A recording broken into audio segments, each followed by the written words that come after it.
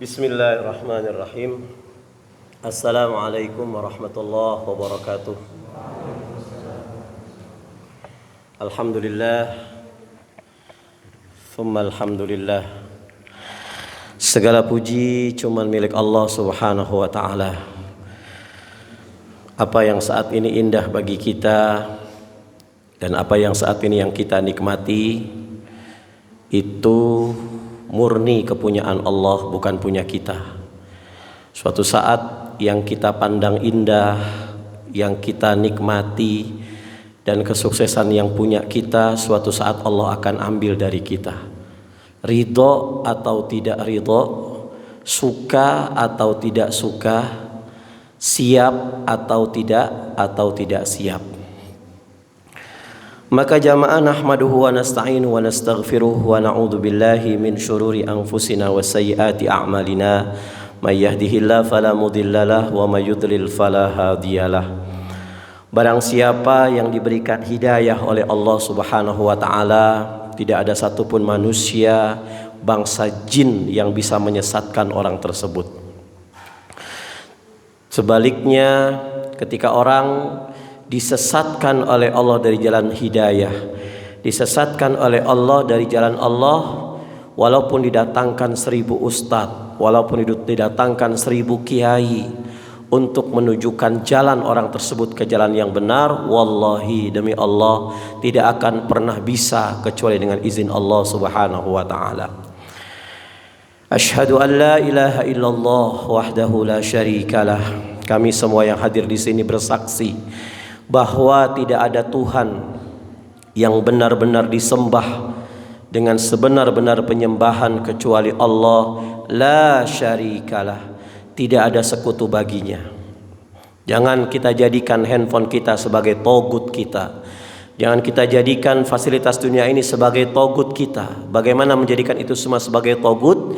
Ketika Allah subhanahu wa ta'ala memanggil kita lewat azannya, kita lebih cenderung main handphone kita. Kita lebih cenderung sibuk dengan dunia kita. Maka itu artinya fasilitas-fasilitas dunia yang saat ini Allah berikan kepada kita tidak bisa menjadi kita orang-orang yang terbaik di hadapan Allah subhanahu wa ta'ala. Wa asyhadu anna Muhammadan abduhu wa rasuluh, dan kami semua yang hadir di sini bersaksi bahwa Muhammad ibni Abdillah adalah utusan Allah mutlak, lewat jalan yang diajarkan oleh Rasulullah SAW adalah betul-betul jalan untuk menuju ke surga dan jalan keridhaan Allah subhanahu wa ta'ala. Qul in kuntum tuhibbunallah, ketika kalian cinta kepada Allah, fattabi'uni, maka ikutilah jalan yang pernah ditempuh oleh Rasulullah SAW, tidak pakai tawar menawar. Ketika jalan dari Rasulullah itu baik menurut kita, ikuti. Ketika jalan dari Rasulullah SAW itu jelek menurut kita pun ikuti. Karena perkara taat, sami'na wa ata'na ini cuman ada di dua lokasi, ati'ullah wa ati'ur rasul. Ketika taat kepada komandan kita, ketika taat kepada orang-orang tua kita, ketika taat kepada atasan kita, maka taatnya sami'na dan harus dipikir-pikir dulu ketaatan itu. Kalau selama ini perintah-perintah mereka bertentangan dengan Allah dan Rasulnya, maka kita wajib untuk kembali taat kepada Allah dan Rasulnya. Jamaah rahimani wa rahimakumullah, di dalam kitab At-Targhib wa Tarhim, Rasulullah SAW mengatakan, ma'ubidallahu bisyai', tidak ada sesuatu yang terbaik yang diberikan oleh Allah subhanahu wa ta'ala afdal min fikhi fid din.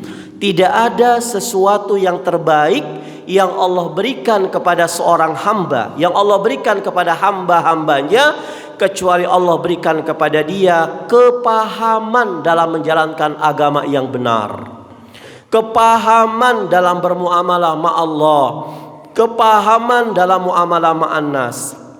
Allah menyuruh kita untuk bermuamalah kepada dua sih.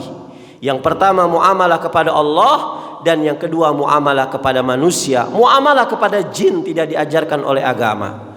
Muamalah kepada benda-benda gaib, makhluk-makhluk gaib diperintahkan oleh Allah hanya untuk meyakininya, dan kita haram untuk mempelajarinya.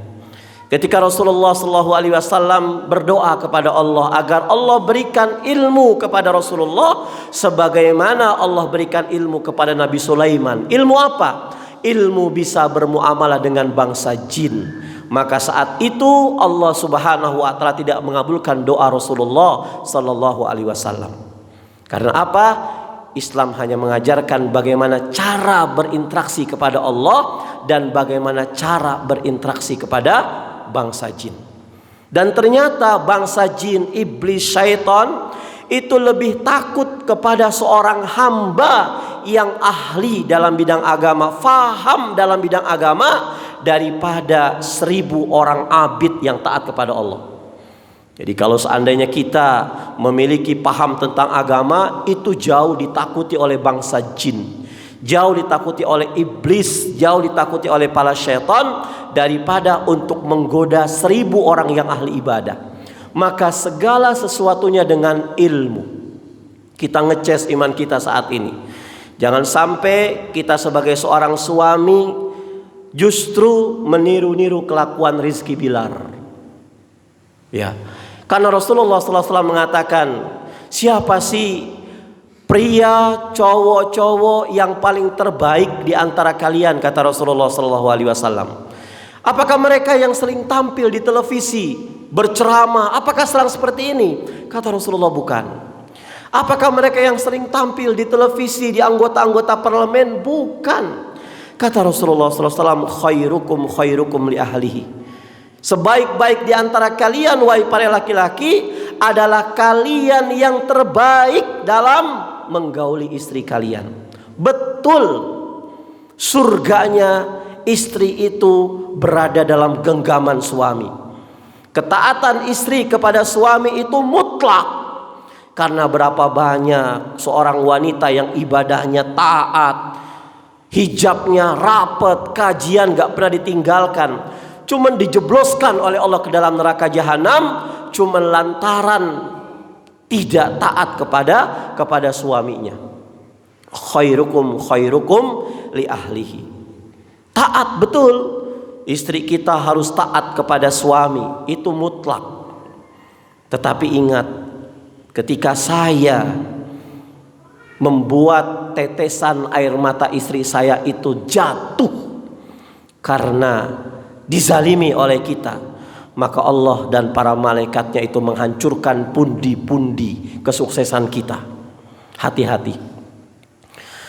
Seiring dengan berjalannya waktu, kita selalu melihat bagaimana kejelekan istri kita, bagaimana watak jelek istri kita jauh ketika kita pertama kali menikah. Tapi bagaimana agama mengajarkan kepada kita, lagi-lagi ada ilmunya. Kata Rasulullah SAW, la yafraq mu'minun mu'minah in kariha minha khuluqan radiya minha akhar. Haram, tidak boleh seorang suami memaki-maki istrinya, membuat kecewa istrinya, mencubit istrinya, menzalimi istrinya, ketika nampak daripada istrinya itu akhlak yang jelek. In kariha minha khuluqan radiya minha akhar. Kalau seandainya saya sebagai seorang suami suatu saat dimunculkan oleh Allah tabiat jelek istri saya, maka radiya minha akhar, maka kita harus melihat nilai plus istri-istri kita. Semua ada ilmunya jamaah. Kita makan harus ada ilmunya. Makanan yang kita makan halal, makanan yang kita berikan kepada anak kita halal, minuman yang kita berikan kepada anak kita halal. Tapi kok kenapa sholatnya pun acak-acakan, ngajinya acak-acakan, kita malas untuk melakukan sholat 5 waktu. Ketika kita cek, ternyata anak-anak kita makan rezeki yang halal tanpa didahului dengan Bismillahirrahmanirrahim. Pantas setan mengganggu kita. Setan itu selalu mencari celah, kapan nih orang alim lupa sama Allah, kapan ini orang ahli sujud lupa sama Allah, dicela, dicari-cari. Makanya watak sifat iblis setan yang perlu kita untuk tiru adalah istiqomahnya. Kalau dia istiqomah mengganggu manusia, kita istiqomah dalam hal ketaatan kepada Allah Subhanahu wa ta'ala. Rezeki saya halal ya Allah, minum saya halal ya Allah, tapi kok ternyata habis makan sate semalam tahajudnya kebablasan, habis makan sate semalam subuhnya kebablasan. Ini ada apa? Kata Rasulullah SAW, kullu amrin dzibalin, setiap segala urusan, apapun urusannya, apapun persoalannya, apapun aktivitasnya, dzibalin, apalagi aktivitas itu memiliki bobot yang penting di mata-mata kita, bobot yang penting dalam keseharian kita. Lam yubda, tapi sayang, pekerjaan yang bagus itu tidak diawali dengan bismillah, fahuwa abtar. Abtar itu apa? Terputus sampai 7 turunan. Jadi Rasulullah SAW itu pernah dijuluki abtar. Makanya asbabun nuzul surat Inna a'tainakal kautsar itu ketika meninggalnya Abdullah bin Muhammad. Jadi Rasulullah SAW itu luar biasa, memiliki anak laki-laki tidak ada satupun yang hidup. Yang hidup cuma anak perempuan Fatimah Az-Zahra. Maka orang-orang Yahudi merasa senang, orang-orang kafir saat itu senang bahwasanya Rasul nggak punya keturunan. Laki-laki di nasab Arab itu lebih kuat. Kalau ada orang Arab menikahi orang pribumi, nasabnya nggak terputus. Tapi kalau orang Arab yang putri dinikahi oleh yang bukan Arab azam, nasabnya terputus. Tuh. Nah, ketika Abdullah bin Muhammad itu meninggal, ya, bertepatan dengan gerhana bulan saat itu. Akhirnya orang-orang Quraisy kafir mengatakan, Muhammad abtar, Muhammad abtar. Artinya Muhammad tidak punya keturunan, Muhammad gak bisa melanjutkan aktivitas dakwahnya. Maka turun, inna a'tainakal kautsar fasholli lirabbika wanhar inna syani'aka huwal abtar. Kata Allah, bukan kamu yang terputus, bukan Muhammad yang terputus keturunannya, tapi kamu yang keputus keturunannya. Maka kalau kita kaitkan dengan hadis ini, bismillah, lam yubda bi bismillah. Kalau persoalan yang baik-baik saja kita lupa membaca bismillah, maka yang ada cuman hasil dunianya saja, tapi nilai pahalanya di mata Allah terputus, jamaah. Perkara dimulai dari apa? Dari makan, jangan lupa. Makan. Agar energi yang Allah lahirkan dalam tubuh kita itu bukan hanya energi dunia, tapi juga energi akhirat. Sepertiga malam mata kita bisa bangun. Ini rezekinya halal, makanannya kita makan halal. Tapi kok nggak bisa bangun-bangun? Ternyata lam yubda bi bismillah fahuwa abtar. Terputus dari rahmat Allah Subhanahu wa ta'ala. Suatu hari Rasulullah SAW itu mendampingi makannya Umar bin Abi Salman. Umar bin Abi Salman ini anak tiri yang beliau dapatkan dari Ummi Salamah. Ummu Salamah itu usia 70 tahun dinikahi oleh Rasulullah SAW. Tidak ada istri-istri Rasulullah setelah Aisyah yang Rasulullah nikahi menjadikan Aisyah itu cemburu.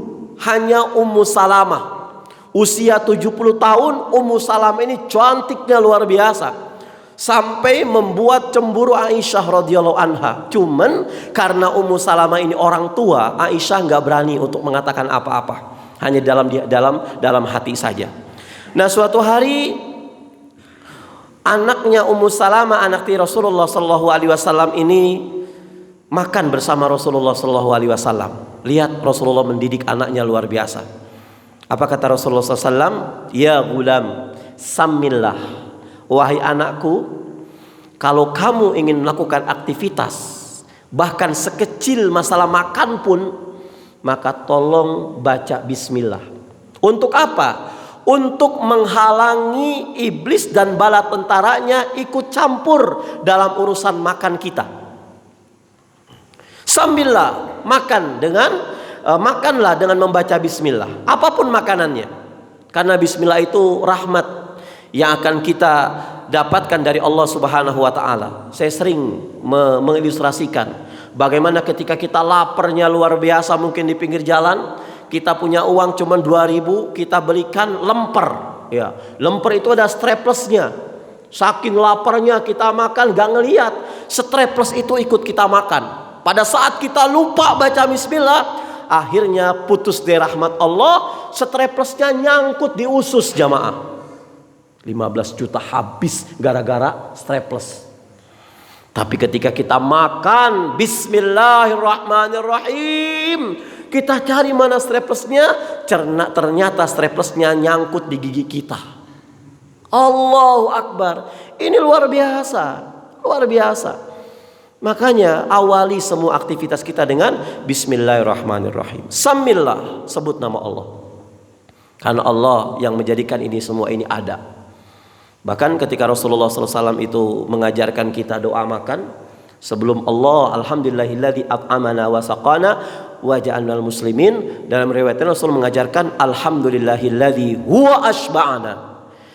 Ketika kita selepas makan, alhamdulillah, kita doanya apa kata Rasulullah? Alhamdulillahilladzi huwa ashba'ana, maha suci Allah, segala puji bagi Allah, dialah Allah yang mengenyangkan saya, bukan nasi, bukan gado-gado, bukan risol, bukan duren. Tapi siapa? Allah, alladzi ashba'ana, dia Allah. Ini akidah tauhid. Kita setiap hari makan obat, mungkin makan herbal. Supaya kita tidak didakwahi oleh obat, oleh herbal, maka katakan kepada obat tersebut, Allah yang menyembuhkan saya, bukan kamu. Bismillahirrahmanirrahim. Kalau toh kita nggak sembuh-sembuh, berarti Allah sedang cuci dosa-dosa kita. Kemudian apa lagi? Waqul biyaminika. Setelah kamu membaca bismillah, waqul biyaminika, hendaklah kamu makan dengan tanganmu. Ini tangan yang paling disenangi oleh setan itu tangan apa? Tangan kiri. Makanya ada kawan-kawan kita, anak kita yang sampai detik ini kebotnya yang luar biasa. Nulis tangan kiri, makan tangan kiri, minum tangan kiri. Ini anak harus diruqyah. Masih ngegondol nih. Ada, saya punya kawan ustazah masih ngajar sekarang, orang Sumatera luar kota, itu kalau makan harus ninggalin tempat, nggak enak sama santrinya. Kenapa? Karena tangan kanannya nggak bisa buat makan, tangan kiri yang hebat. Ini apakah ini merupakan salah satu dari kelebihan? Bukan. Justru orang-orang yang indigo itu nggak dia manusia yang nggak sempurna, kata Rasulullah SAW. Karena orang sempurna itu cuma memiliki panca indera. Kalau dia memiliki indera keenam, dia siap-siap diruqyah itu orang. Laqad khalaqnal insana fi ahsani taqwim. Sesungguhnya kata Allah, kami telah menciptakan manusia dalam bentuk yang sesempurna mungkin. Ada punya indera keenam, hati-hati. Orang psikologi bilang extra sensory perception. Ya.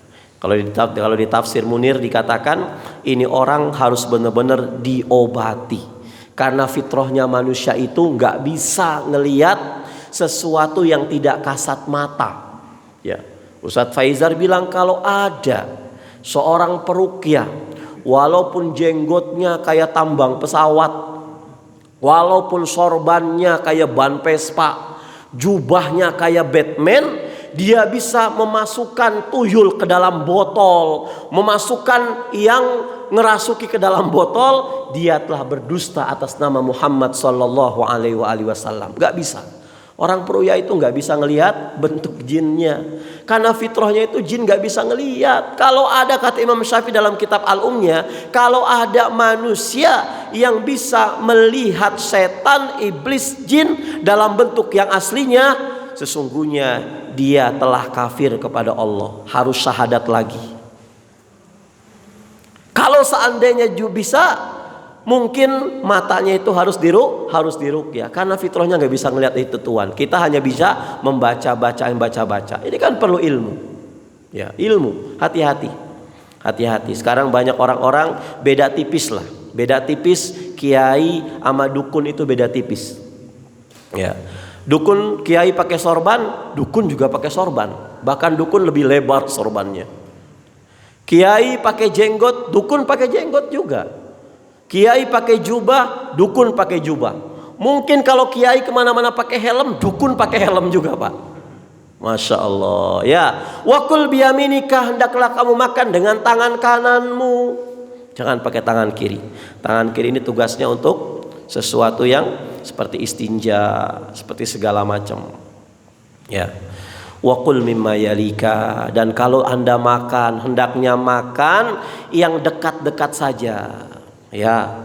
Di depan kita lagi prasmanan, di depan kita cuman ada jengkol, tahu, tempe, lalapan, sambal. Sudah, dinikmati aja.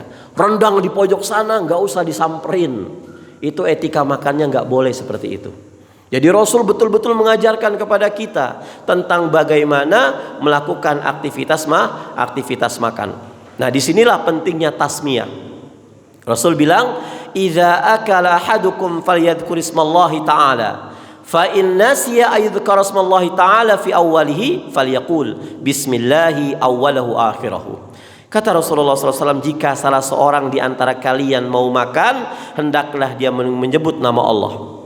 Fa in nasiya, kalau lupa untuk menyebut nama Allah, maka katakan bismillahi awwalahu akhirahu.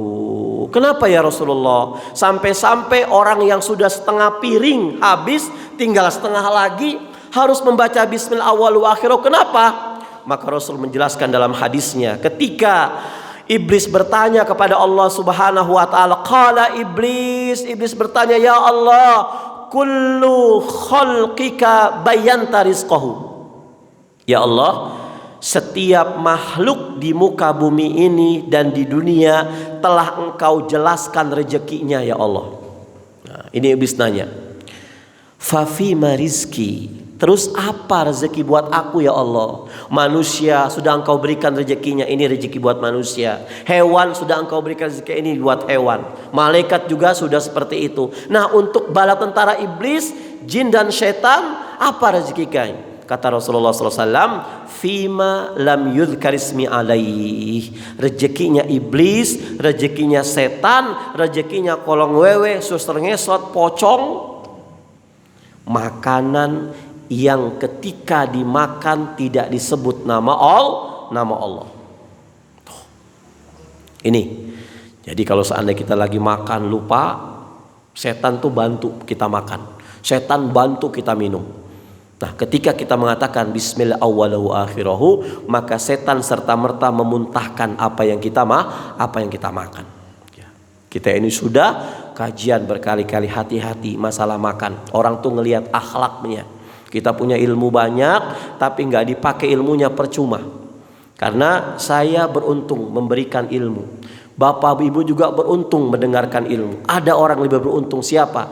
Mereka yang menyebarkannya, menyampaikannya kepada yang tidak hadir saat ini, kemudian yang mengamalkan ilmu itu sedikit demi sedikit.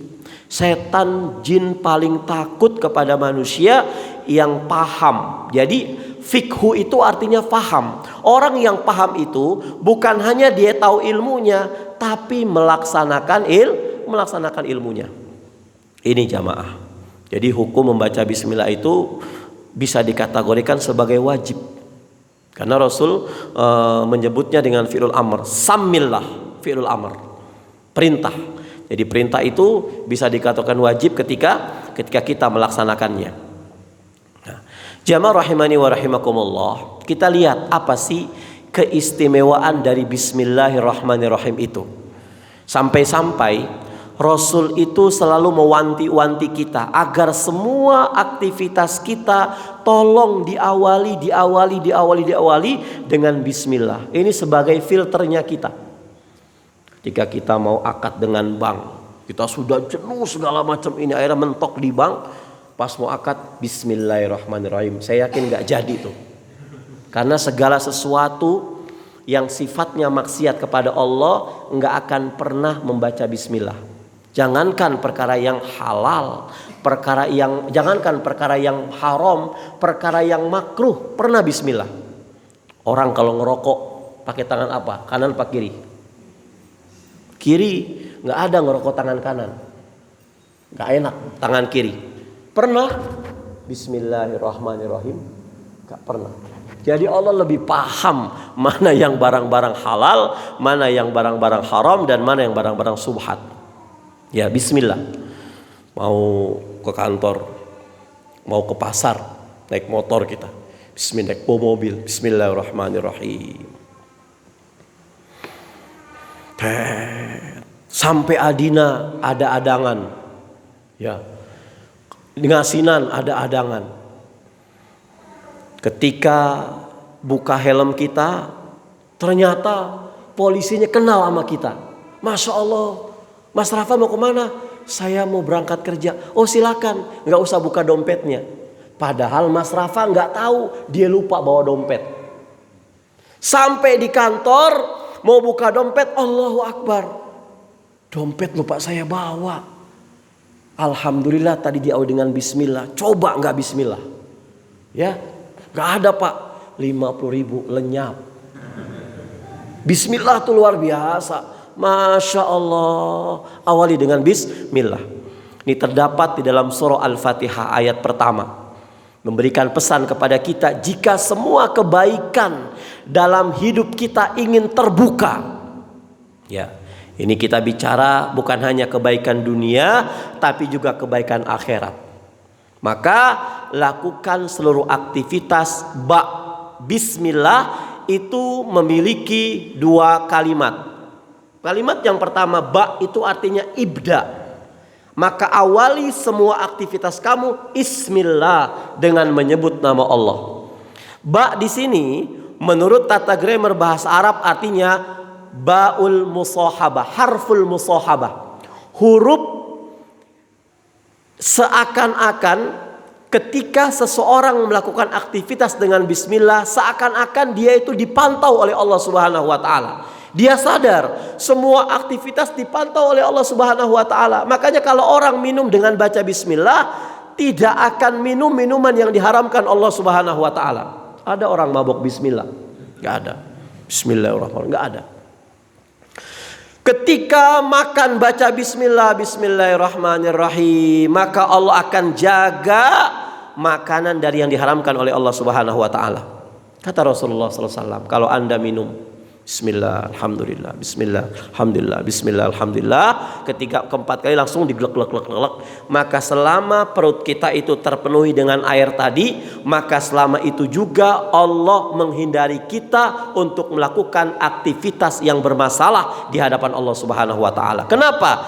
Karena ba di sini adalah baul musahabah. Oh, Masya Allah, Allahu Akbar. Ya. Ini namanya babul ilsaq. Jadi kalau aktivitas kita serasa bersama Allah, dilihat bersama Allah, itu beda dengan orang yang tidak membaca bismillahirrahmanirrahim. Mau minum, bismillahirrahmanirrahim. Mau makan, bismillahirrahmanirrahim. Mau buka handphone kita, bismillahirrahmanirrahim. Maka kita tidak akan pernah bicara kecuali bicara-bicara yang disukai oleh Allah Subhanahu wa taala. Mau buat status, bismillahirrahmanirrahim. Awali semua aktivitas kita dengan bismillah. Mau nyentuh istri, bismillahirrahmanirrahim. Pantesan anak-anak kita sangar semuanya, karena nggak pernah baca bismillah. Ada ilmunya. Orang itu kalau mau buat bangunan, sekolah arsitektur, sekolah insinyur, mau jadi chef buat makanan, ada ilmunya. Tapi orang mau nikah kadang-kadang nggak bicara ilmu. Yang dia bicarakan, nanti saya punya rumah di mana, nanti saya punya mobil di mana, nanti suami saya kerja di mana. Padahal itu mah nomor 2 kata Allah Subhanahu wa taala. Wa inna laja'iluna ma 'alaiha sa'idan juruza. Kalau untuk urusan dunia dipikirin, tapi jangan terlalu dipikirin. Sutris kita, Pak. Sutris itu nenek moyangnya stres. Kenapa? Karena yang bikin kita runyem pikiran kita itu, yang bikin acak-acakan ibadah kita itu dunia, Pak. Dunia. Kenapa kita nggak boleh pikiran masalah dunia? Jangan terlalu sepenang mikirin dunia. Sudah, berjalan saja. Yang penting kita bismillah. Waktunya kerja, bismillahirrahmanirrahim. Sudah. Karena apa? Karena semua dunia ini beserta isinya ini akan rata dengan tanah. Juruza, habis dengan tanah. Gunung Sindoro rata dengan tanah. Insya Allah. Apalagi Gunung Sumbing rata dengan tanah. Yang ada cuma siapa? Kita. Dan kita yang akan diminta pertanggungjawaban di hadapan Allah Subhanahu wa taala. Yang jadi ketua RT, hati-hati tuh. Gaji kagak ada tapi dihisap sama Allah Subhanahu wa taala. Yang jadi presiden, yang jadi lurah, yang jadi RW diminta pertanggungjawaban terhadap aktivitas kepemimpinannya.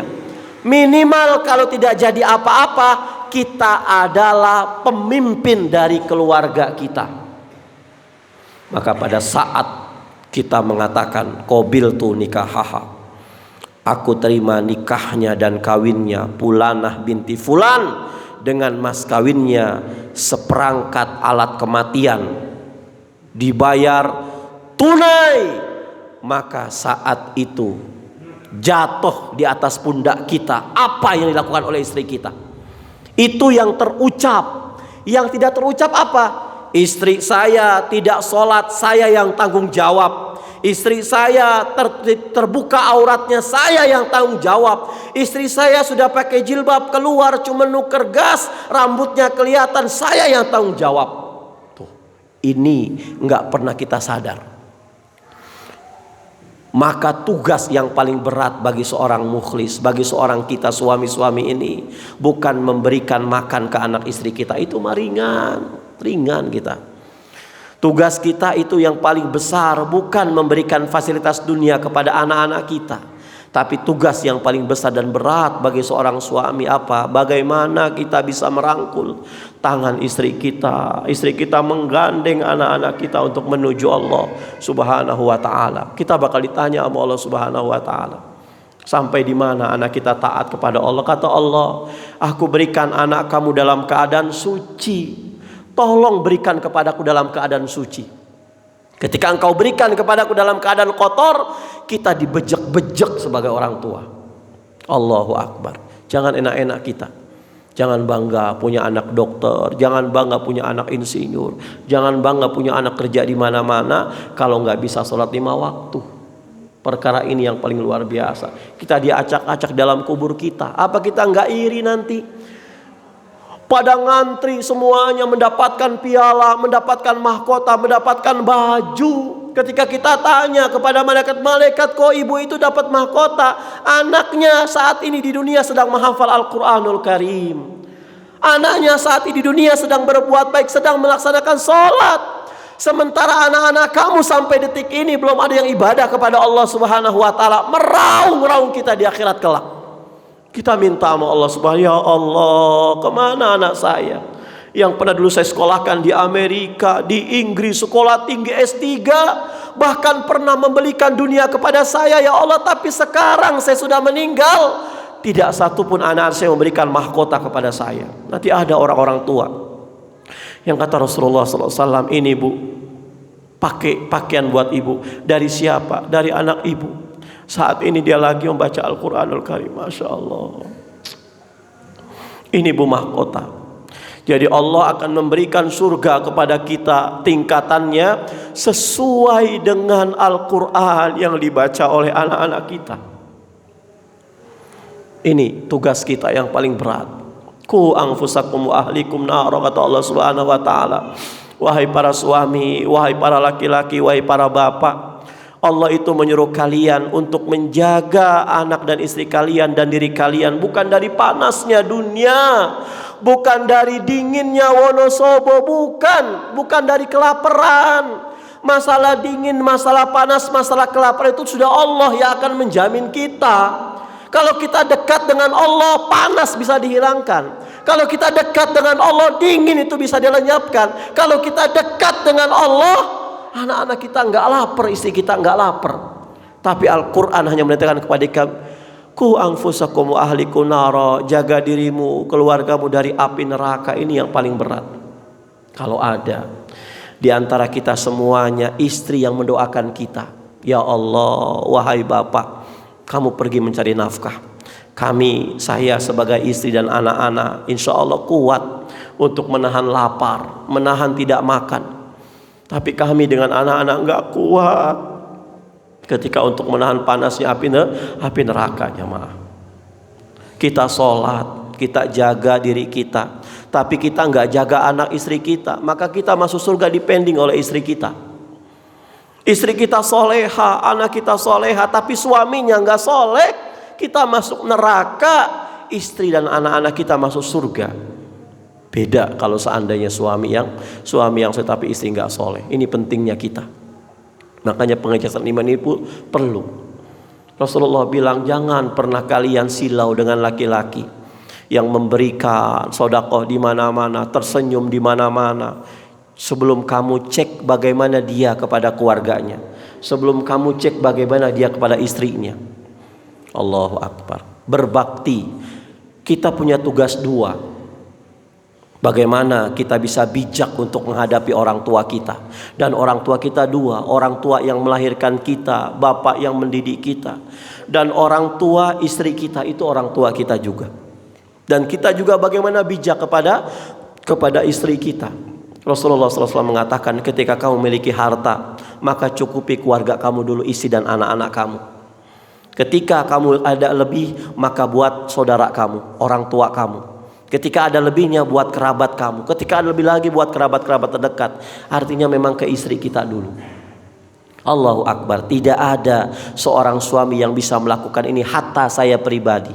Kalau kita tidak mengecas iman seperti ini, maka semua aktivitas kita bakal diridhoi oleh Allah Subhanahu wa taala. Ibda Bismillahirrahmanirrahim. Mau keluar rumah, Bismillahirrahmanirrahim. Kata Rasulullah SAW, kalau seandainya kalian keluar rumah, Bismillahi tawakkaltu 'alallah, la haula wala quwata illa billah, maka setan teriak, bagaimana mungkin saya akan mengganggu dia? Bagaimana mungkin saya akan mengganggu keluarganya? Bagaimana mungkin saya akan menghabiskan harta dia? Toh dia keluar rumah sudah melindung kepada Allah, menjaga kepada Allah Subhanahu wa taala. Maka Rasulullah SAW katakan, ketika orang keluar rumah membaca Bismillahi tawakkaltu 'alallah, la haula wala quwata illa billahil aliyil azim, maka Allah akan jaga dia, jaga dirinya, jaga keluarganya dan anak-anaknya, dan jaga harta dan miliknya dari mara bahaya akan merenggut nyawanya. Perbaiki. Bismillahirrahmanirrahim. Mulai kita zikir kepada Allah Subhanahu wa taala. Basahi lisan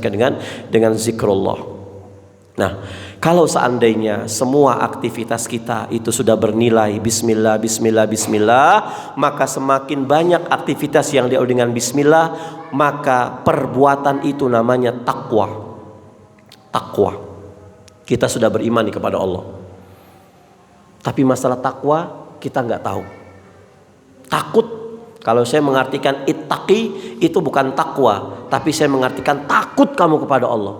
Kalau kita sudah takut kepada Allah, mau ngapa-ngapain tuh mikir. Mau nanda tangan proyek yang remang-remang, mikir kita. Mau bawa sesuatu seperak dua perak buat anak-anak kita, tapi nggak jelas ini uang, mikir kita. Anak kita nggak tahu, istri kita nggak tahu, tapi Allah tahu. Kita zolim kepada mertua kita ketika memberi nafkah dengan harta yang subhat. Saya bicara dengan teman-teman yang aktif kajian ini, nggak bicara harta haram, karena insya Allah kita semua tahu mana harta yang haram, tapi kita nggak tahu mana harta yang subhat, yang remang-remang. Kalau orang sudah bertakwa kepada Allah Subhanahu wa taala, kecil semuanya. Jangan mengharapkan ke makhluk. Makhluk itu kecil. Kita punya Allah yang maha besar. Kalau orang sudah bergantung kepada makhluk, Allah akan rendahkan dia di mata orang banyak. Tapi kalau orang sudah mengabdi kepada Allah, maka Allah akan nyuruh semua makhluknya untuk mengabdi kepada dia. Kata Allah, wahai makhluk, wahai dunia, layani orang yang takut kepadaku, kata Allah Subhanahu wa taala. Tapi wahai dunia, bangkang kepada orang-orang yang gak patuh kepadaku. Ada seorang ulama, ya kan, di negeri Timur Tengah. Dia masuk penjara. Di dalam penjara itu disediakan singa yang begitu buas. Ini ulama nggak takut kepada singa. Yang dia takutkan khawatir dijilat oleh singa. Dan apa hukumnya dijilat sama seekor singa? Khawatir haram, khawatir wudu saya batal. Akhirnya ketika datang singa, dia santai. Yang punya singa, yang maha memiliki singa itu siapa? Allah Subhanahu wa taala. Akhirnya singa itu keluar dari kandangnya, ngelihat ini ulama, nunduk dia, dijilat kakinya malah kegelian. Mikir dia, saya nggak takut sama singa, tapi saya takut khawatir wudhu saya batal apa enggak. Kenapa? Karena si ulama ini cuma takut kepada yang maha memiliki singa. Begitu kita jamaah. Pada saat kita aktif, kita rajin di kantor, rajin kita usaha, azan berkumandang, di sini Allah nilai. Kita takut kepada siapa nih? Takut kepada komandan kita? Apa kita takut kepada guru kita? Apa kita takut kepada pelanggan kita? Allah memanggil kita, Allah akan buktikan. Ketika kita lepas semuanya, bismillahirrahmanirrahim, kita menemui panggilan Allah, maka Allah berikan kepada kita 3 jalan. Wa may yattaqillah yaj'al lahu makhraja. Siapa yang takut kepada Allah Subhanahu wa ta'ala, yaj'al lahu makhraja, Allah akan berikan jalan keluar. Makhraj, makhraja itu jalan keluar, pintu darurat. Kalau orang Arab itu tinggi besar gendut, dia masuk ke dalam gang, mau masuk, mau keluar lagi susah. Dia mau balik lagi sudah tanggung, mau ke sana harus kencet-kencetan masuk gang. Pada saat dia sudah di ujung gang, dia melihat suasana yang indah, itu namanya makhraj. Sempitnya luar biasa. Ya Allah, ini gimana ya Allah? Udah mentok ya Allah. Anak sakit, istri sudah kemana-mana, nggak punya, sudah dijual semuanya. Kata Allah, perbaiki takwa kamu kepada Allah Subhanahu wa ta'ala. Orang yang bertakwa itu nggak mungkin diberikan kondisi seperti itu, makhraj. Kalau kita pernah ke hotel di Madinah, di Mekah, itu ada pintu darurat namanya makhraja. Makhraja itu pintu darurat untuk keluar. Ini. Kalau itu sudah selesai, Allah berikan lagi wa yarzuqhu min haitsu la yahtasib. Diberikan oleh Allah jalan keluar yang tidak disangka-sangka. Ibnul Qayyim bilang makhraja itu Anda sakit, Anda berobat ke dokter, Anda sembuh. Itu makhraja. Tapi min haitsu la yahtasib, pintu yang tidak pernah disangka-sangka. Ada orang sakit sudah berbulan-bulan nggak berobat kemana-mana tapi sembuh. Ini namanya min haitsu la yahtasib. Kita kepengen anak kita kedokteran, Allah ngasih kita rezeki, diberangkatkan anak kita untuk kuliah dokter pakai uang kita. Ini makhraj. Tapi ada orang-orang yang min haitsu la yahtasib, lahir dari keluarga miskin, bapaknya mungkin pengayuh sepeda, ibunya cuma pedagang gorengan, anaknya kepengen jadi dokter, tapi karena takwa orang tuanya, min haitsu la yahtasib, masuk ke dokteran, beasiswa full 100%. Ini namanya min haitsu la yahtasib.